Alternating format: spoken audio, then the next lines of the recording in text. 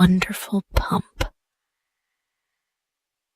Not many years ago, there lived on a stony, barren New England farm a man and his wife. They were sober, honest people, working hard from early morning until dark to enable them to secure a scanty living from their poor land. Their house, a small, one-storied building, stood upon the side of a steep hill, and the stones lay so thickly about it that scarce anything green could grow from the ground. At the foot of the hill, a quarter of a mile from the house by the winding path, was a small brook, and the woman was obliged to go there for water and to carry it up the hill to the house. This was a tedious task, and with the other hard work that fell to her share, had made her gaunt and bent and lean. Yet she never complained, but meekly and faithfully performed her duties, doing the housework, carrying the water, and helping her husband hoe the scanty crop that grew upon the best part of their land. One day, as she walked down the path to the brook, her big shoes scattering the pebbles right and left, she noticed a large beetle lying upon its back and struggling hard with its little legs to turn over, that its feet might again touch the ground. But this it could not accomplish. So the woman, who had a kind heart, reached down and gently turned the beetle with her finger. At once, it scampered from the path, and she went on to the brook. The next day, as she came for water, she was surprised to see the beetle again, lying upon its back and struggling helplessly to turn. Once more, the woman stopped and set him upon his feet. And then, as she stooped over the tiny creature, she heard a small voice say, "Oh, thank you. Thank you so much for saving me."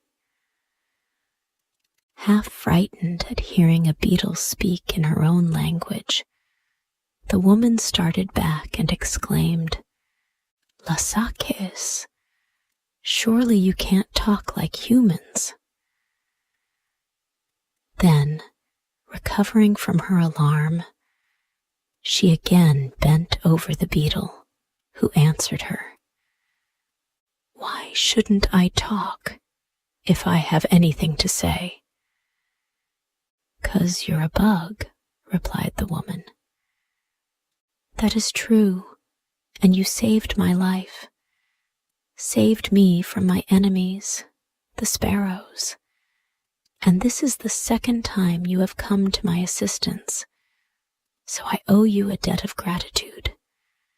Bugs value their lives as much as human beings, and I am a more important creature than you, in your ignorance, may suppose. But tell me, why do you come each day to the brook?" "For water," she answered, staring stupidly down at the talking beetle. "Isn't it hard work?" the creature inquired. "Yes, but there's no water on the hill," said she. "Then dig a well and put a pump in it," replied the beetle. She shook her head. "My man tried it once, but there was no water," she said sadly. "Try it again," commanded the beetle, "and in return for your kindness to me, I will make this promise. If you do not get water from the well, you will get that which is more precious to you. I must go now. Do not forget. Dig a well." And then, without pausing to say goodbye, it ran swiftly away and was lost among the stones. The woman returned to the house, much perplexed by what the beetle had said, and when her husband came in from his work, she told him the whole story. The poor man thought deeply for a time, and then declared, "Wife, there may be truth in what the bug told you. There must be magic in the world yet, if a beetle can speak. And if there is such a thing as magic, we may get water from the well. The pump I bought to use in the well, which proved to be dry, is now lying in the barn, and the only expense in following the talking bug's advice will be the labor of digging the hole. Labor I am used to, so I will dig the well." Next day he set about it, and dug so far down in the ground that he could hardly reach the top to climb out again. But not a drop of water was found. "Perhaps you did not dig deep enough," his wife said, when he told her of his failure. So the following day he made a long ladder, which he put into the hole, and then he dug and dug and dug until the top of the ladder barely reached the top of the hole. But still there was no water. When the woman next went to the brook with her pail, she saw the beetle sitting upon a stone beside her path. So she stopped and said, "My husband has dug the well, but there is no water." "Did he put the pump in the well?" asked the beetle. "No," she answered. "Then do as I commanded. Put in the pump, and if you do not get water, I promise you something still more precious." Saying which, the beetle swiftly slid from the stone and disappeared. The woman went back to the house and told her husband what the bug had said. "Well," replied the simple fellow, "there can be no harm in trying." So he got the pump from the barn and placed it in the well, and then he took hold of the handle and began to pump, while his wife stood by to watch what would happen. No water came, but after a few moments, a gold piece dropped from the spout of the pump, and then another, and another, until several handfuls of gold lay in a little heap upon the ground. The man stopped pumping then and ran to help his wife gather the gold pieces into her apron. But their hands trembled so greatly through excitement and joy that they could scarcely pick up the sparkling coins. At last, she gathered them close to her bosom, and together they ran to the house, where they emptied the precious gold upon the table and counted the pieces. All were stamped with the design of the United States Mint and were worth $5 each. Some were worn and somewhat discolored from use, while others seemed bright and new, as if they had not been much handled. When the value of the pieces was added together, they were found to be worth $300. Suddenly, the woman spoke. "Husband, the beetle said truly when he declared we should get something more precious than water from the well, but run at once and take away the handle from the pump, lest anyone should pass this way and discover our secret. So the man ran to the pump and removed the handle, which he carried to the house and hid underneath the bed. They hardly slept a wink that night, lying awake to think of their good fortune and what they should do with their store of yellow gold. In all their former lives, they had never possessed more than a few dollars at a time, and now the cracked teapot was nearly full of gold coins. The following day was Sunday, and they arose early and ran to see if their treasure was safe.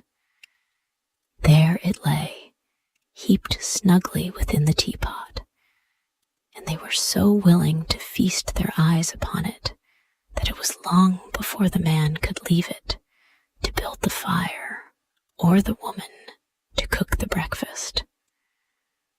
While they ate their simple meal, the woman said, "We will go to church today and return thanks for the riches that have come to us so suddenly. And I will give the pastor one of the gold pieces." "It is well enough to go to church," replied her husband, "and also to return thanks. But in the night, I decided how we will spend all our money, so there will be none left for the pastor." "We can pump more," said the woman. "Perhaps, and perhaps not," he answered cautiously. "What we have, we can depend upon, but whether or not there be more in the well, I cannot say." "Then go and find out," she returned, "for I am anxious to give something to the pastor, who is a poor man and deserving." So the man got the pump handle from beneath the bed, and going to the pump, fitted it in place. Then he set a large wooden bucket under the spout and began to pump. To their joy, the gold pieces soon began flowing into the pail, and seeing it about to run over the brim, the woman brought another pail. But now the stream suddenly stopped, and the man said cheerfully, "That is enough for today, good wife. We have added greatly to our treasure, and the parson shall have his gold piece. Indeed, I think I shall also put a coin into the contribution box." Then, because the teapot would hold no more gold, the farmer emptied the pail into the wood box, covering the money with dried leaves and twigs, that no one might suspect what lay underneath. Afterward, they dressed themselves in their best clothing and started for the church, each taking a bright gold piece from the teapot as a gift to the pastor. Over the hill and down into the valley beyond, they walked, feeling so gay and light-hearted that they did not mind the distance at all. At last they came to the little country church and entered just as the services began. Being proud of their wealth and of the gifts they had brought for the pastor, they could scarcely wait for the moment when the deacon passed the contribution box. But at last the time came, and the farmer held his hand high over the box and dropped the gold piece, so that all the congregation could see what he had given. The woman did likewise, feeling important and happy at being able to give the good parson so much. The parson, watching from the pulpit, saw the gold drop into the box and could hardly believe that his eyes did not deceive him. However, when the box was laid upon his desk, there were the 2 gold pieces, and he was so surprised that he nearly forgot his sermon. When the people were leaving the church at the close of the services, the good man stopped the farmer and his wife and asked, "Where did you get so much gold?" The woman gladly told him how she had rescued the beetle, and how, in return, they had been rewarded with a wonderful pump.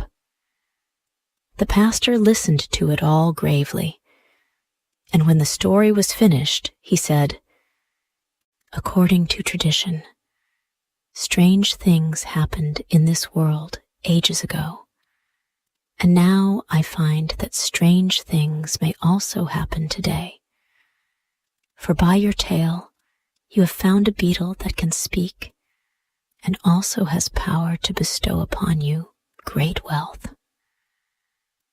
Then he looked carefully at the gold pieces and continued, "Either this money is fairy gold, or it is genuine metal, stamped at the mint of the United States government. If it is fairy gold, it will disappear within 24 hours, and will therefore do no one any good. If it is real money, then your beetle must have robbed someone of the gold and placed it in your well. For all money belongs to someone, and if you have not earned it honestly, but have come by it in the mysterious way you mention, it was surely taken from the persons who owned it without their consent. Where else could real money come from?" The farmer and his wife were confused by this statement and looked guiltily at each other, for they were honest people and wished to wrong no one. "Then you think the beetle stole the money?" asked the woman. "By his magic powers, he probably took it from its rightful owners. Even bugs which can speak have no consciences and cannot tell the difference between right and wrong. With a desire to reward you for your kindness, the beetle took from its lawful possessors the money you pumped from the well. Perhaps it really is fairy gold," suggested the man. "If so, we must go to the town and spend the money before it disappears." "That would be wrong," answered the pastor, "for then the merchants would have neither money nor goods. To give them fairy gold would be to rob them." "What then shall we do?" asked the poor woman, wringing her hands with grief and disappointment. "Go home and wait until tomorrow. If the gold is then in your possession, it is real money and not fairy gold. But if it is real money, you must try to restore it to its rightful owners. Take also these pieces which you have given me, for I cannot accept gold that is not honestly come by." Sadly, the poor people returned to their home, being greatly disturbed by what they had heard. Another sleepless night was passed, and on Monday morning they arose at daylight and ran to see if the gold was still visible. "It is real money, after all," cried the man, "for not a single piece has disappeared." When the woman went to the brook that day, she looked for the beetle, and sure enough, there he sat upon the flat stone. "Are you happy now?" asked the beetle as the woman paused before him. "We are very unhappy," she answered, "for although you have given us much gold, our good parson says it surely belongs to someone else and was stolen by you to reward us." "Your parson may be a good man," returned the beetle with some indignation, "but he certainly is not overwise. Nevertheless, if you do not want the gold, I can take it from you as easily as I gave it." "But we do want it," cried the woman fearfully. "That is," she added, "if it is honestly come by." "It is not stolen," replied the beetle sulkily, "and now belongs to no one but yourselves. When you saved my life, I thought how I might reward you, and knowing you to be poor, I decided gold would make you happier than anything else. You must know," he continued, "that although I appear so small and insignificant, I am really king of all the insects, and my people obey my slightest wish. Living, as they do, close to the ground, the insects often come across gold and other pieces of money which have been lost by men and have fallen into cracks or crevasses or become covered with earth or hidden by grass or weeds. Whenever my people find money in this way, they report the fact to me. But I have always let it lie, because it could be of no possible use to an insect. However, when I decided to give you gold, I knew just where to obtain it without robbing any of your fellow creatures. Thousands of insects were at once sent by me in every direction to bring the pieces of lost gold to this hill. It cost my people several days of hard labor, as you may suppose. But by the time your husband had finished the well, the gold began to arrive from all parts of the country, and during the night, my subjects dumped it all into the well. So you may use it with a clear conscience, knowing that you wrong no one. This explanation delighted the woman, and when she returned to the house and reported to her husband what the beetle had said, he also was overjoyed. So they at once took a number of the gold pieces and went to the town to purchase provisions and clothing and many things of which they had long stood in need. But so proud were they of their newly acquired wealth that they took no pains to conceal it. They wanted everyone to know they had money, and so it was no wonder that when some of the wicked men in the village saw the gold, they longed to possess it themselves. "If they spend this money so freely," whispered one to another, "there must be a great store of gold at their home." "That is true," was the answer. Let us hasten there before they return and ransack the house." So they left the village and hurried away to the farm on the hill, where they broke down the door and turned everything topsy-turvy until they had discovered the gold in the wood box and the teapot. It did not take them long to make this into bundles, which they slung upon their backs and carried off, and it was probably because they were in a great hurry that they did not stop to put the house in order again. Presently, the good woman and her husband came up the hill from the village with their arms full of bundles, and followed by a crowd of small boys who had been hired to help carry the purchases. Then followed others, youngsters, and country louts, attracted by the wealth and prodigality of the pair, who, from simple curiosity, trailed along behind like the tail of a comet, and helped swell the concourse into a triumphal procession.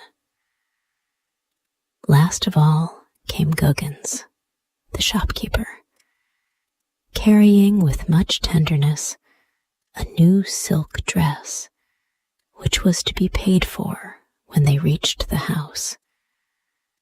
All the money they had taken to the village having been lavishly expended.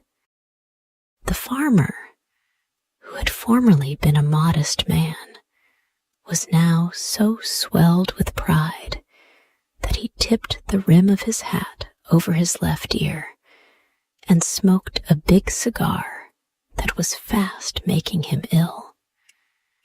His wife strutted along beside him like a peacock, enjoying to the full the homage and respect her wealth had won from those who formerly deigned not to notice her, and glancing from time to time at the admiring procession in the rear.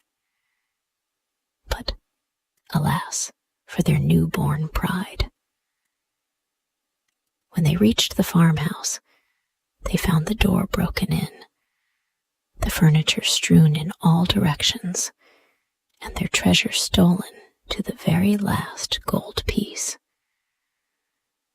The crowd grinned and made slighting remarks of a personal nature, and Guggins, the shopkeeper, demanded in a loud voice the money for the silk dress he had brought.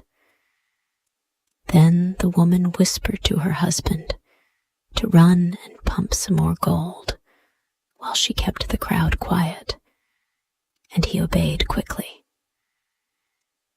But after a few moments, he returned with a white face to tell her the pump was dry, and not a gold piece could now be coaxed from the spout.